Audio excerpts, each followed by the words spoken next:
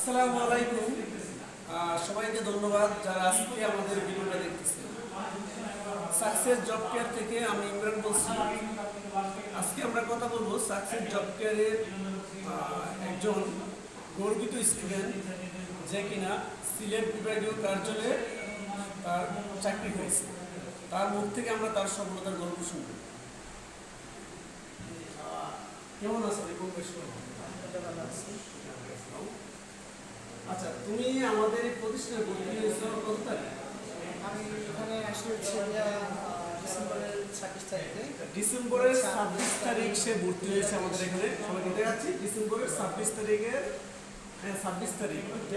এখন হলো 2024 সালের জুন মাসের 27 তারিখ। তাহলে তোমার চাকরি পেতে কয় মাস লেগেছে?